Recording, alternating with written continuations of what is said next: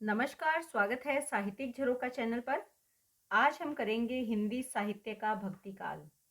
ये जो हम वस्तुनिष्ठ प्रश्न कर रहे हैं, ये पांडे बंधुओं द्वारा रचित जो पुस्तक है हिंदी भाषा एवं साहित्य का वस्तुनिष्ठ इतिहास से मैं आपको करवा रही हूँ। तो आइए आज के प्रश्न देखते हैं। देखिए, आज हम भक्ति काल की पूर्व पीठिका की अगर बात करें तो यहाँ पर मोनियर विलियम्स के अनुसार भक्ति शब्द की व्युत्पत्ति किससे हुई है? ये भज धातु से हुई है। भक्ति शब्द का सर्वप्रथम जो उल्लेख मिलता है वो श्वेताश्वेतर उपनिषद में मिलता है। यानी व्युत्पत्ति की अगर बात करें तो किस धातु से हुई है? भज धातु से हुई है। और इसका सबसे पहले जो उल्लेख हुआ है इस शब्द का वो श्वेतर उपनिषद में मिलता है। भक्ति आंदोलन के उदय के संबंध में कुछ विद्वानों का जो अभिमत है वो इस प्रकार से है। देखिए, इसमें आपको ये बताना है कि कौन सा विद्वान भक्ति का कारण मानता है कि भारत में भक्ति का आगमन क्यों हुआ या उत्तर भारत में भक्ति का आगमन क्यों हुआ। ये विद्वानों के जो विचार हैं वो यहाँ पर दिए हैं। जो ग्रियर्सन है ये मानते हैं कि भारत में भक्ति का आगमन ईसाइयत की देन है। यानी ईसाई धर्म का प्रचार प्रसार हो रहा था, इसीलिए हिंदू धर्म ने खुद को बचाने के लिए भक्ति को प्रचारित और प्रसारित करना शुरू किया। यानी ईसाइयत की देन है। ये कौन मानते हैं? ग्रियर्सन मानते हैं। आचार्य रामचंद्र शुक्ल क्या मानते हैं कि इस्लामी आक्रमण की प्रतिक्रिया के स्वरूप में भारत में भक्ति आंदोलन शुरू हुए। अर्थात जब हमारे यहाँ पर इस्लाम आ गया था या इस्लाम धर्म के जो शासक आ गए थे, उन्होंने जब भारत पर आक्रमण किया, उसी की प्रतिक्रिया के रूप में भारत में भक्ति आंदोलन प्रारंभ हुए। हजारी प्रसाद द्विवेदी जी क्या मानते हैं कि भारतीय चिंतन धारा का स्वाभाविक विकास है।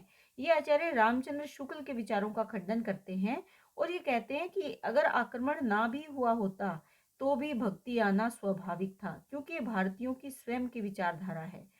गजानंद माधव मुक्ति बोध क्या कहते हैं कि ऐतिहासिक सामाजिक शक्तियों के रूप में जनता के दुख व कष्टों से हुआ। यानी हमारे इतिहास में या हमारे समाज में जो दुख जनता के जीवन में आ रहे थे, क्योंकि ये समय कैसा था जब बहुत ज्यादा बाहरी विदेशी आक्रमण हो रहे थे और भारतीय जनता दुखी थी। उसके जीवन में अनेक दुख थे और अनेक कष्ट थे। इन दुखों और कष्टों से मुक्ति प्राप्त करने के लिए ईश्वर का सहारा उन्होंने दिया। इसी के कारण भक्ति का आगमन हुआ। देखिए, ये जो विचारकों के विचार है ये बहुत ही महत्वपूर्ण है। गिरियर्सन है, आचार्य शुक्ल है, आचार्य प्रसाद द्विवेदी और मुक्ति बोध जी। ये पंक्तियां कई बार पेपर में देकर आपसे पूछ ली जाती है कि प्रस्तुत पंक्तियां किसका कथन है।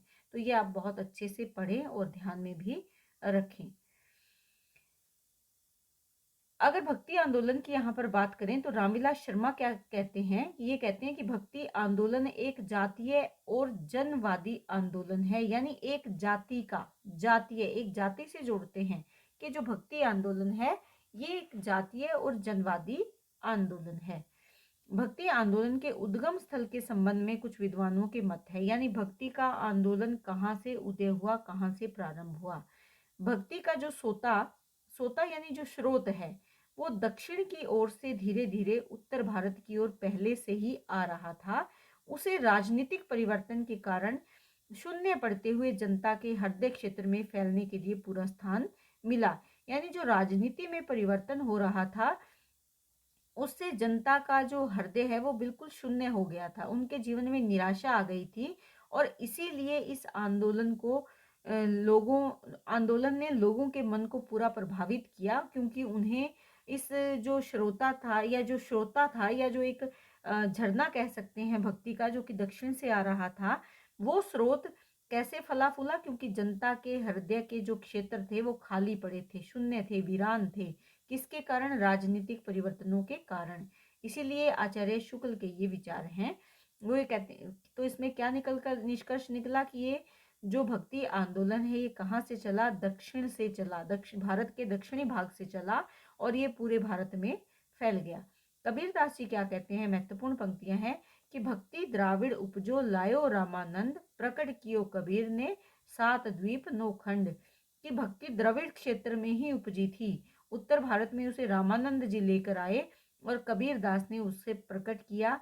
7 द्वीपों में और 9 जो भाग हैं खंड हैं उनमें।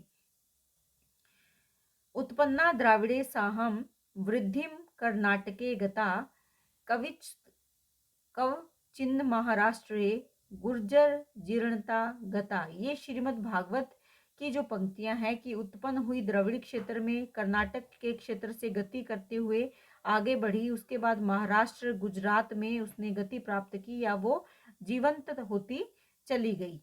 ऐसा कौन मानता है? ये श्रीमद् भागवत में दिए हुए विचार हैं। आचार्य शुक्ल ने दक्षिण में भक्ति का उद्भव स्वीकार किया। जैसे कि उनकी जो परिभाषा हमने की उसमें यही बताया है कि दक्षिण से भक्ति का आगमन हुआ। भक्ति आंदोलन के संबंध में विभिन्न विद्वानों के जो कथन है उसमें सबसे पहले हम ग्रियर्सन का कथन देख रहे हैं। ये क्या कहते हैं कि बिजली की चमक के समान अचानक समस्त पुराने धार्मिक मतों के अंधकार के ऊपर एक नई बात दिखाई दी। कोई हिंदू यह नहीं जानता कि यह बात कहाँ से आई और कोई भी इसके प्रादुर्भाव का कारण निश्चित नहीं कर सका। यानी एक बिजली की चमक थी जो अचानक से आई और पुराने जो धार्मिक मत जो चारों ओर अंधकार फैला रहे थे यानी अंधविश्वास फैला रहे थे, उस दौरान इस बिजली की चमक या इस ज्ञान का प्रकाश चारों ओर फैल गया। इसका आगमन कहाँ से हुआ ये कोई हिंदू नहीं बता सकता। इसमें आचार्य रामचंद्र शुक्ल के जो विचार हैं कि देश में मुसलमानों का राज्य प्रतिष्ठित हो जाने पर हिंदू जनता के हृदय में गौरव, गर्व और उत्साह के लिए वह अवकाश न रह गया। उसके सामने ही उसके देव मंदिर गिराए जाते थे, देव मूर्तियां तोड़ी जाती थी और पूज्य पुरुषों का अपमान होता था और वे कुछ भी न कर सकते थे। ऐसी दशा में अपनी वीरता के गीत न तो वो गा ही सकते थे और न बिना लज्जित हुए सुन ही सकते थे।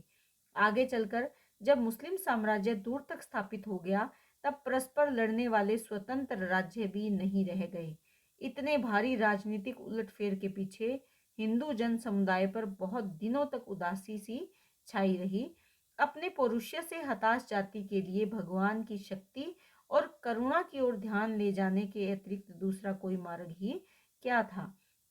इन्होंने कहा भी है कि जो इस्लामिक आक्रमण है वही भारत में भक्ति आंदोलन के कारण है, ऐसा इन्होंने माना भी है और ये पंक्तियां भी वही सब बता रही हैं। आगे अगर हम हजारी प्रसाद द्विवेदी की विचार जाने तो ये क्या कहते हैं, लेकिन जोर देकर कहना चाहता हूँ अगर इस्लाम नहीं आया होता तो भी इस साहित्य का बाहर आना वैसा ही होता जैसा आज है। ये रामचंद्र शुक्ल की जो पंक्तियां हैं इनकी प्रतिक्रिया स्वरूप में हजारी प्रसाद द्विवेदी ये मानते हैं कि ऐसा नहीं है, अगर इस्लाम नहीं भी आया होता तब भी भक्ति का आगमन कुछ ऐसा ही होता।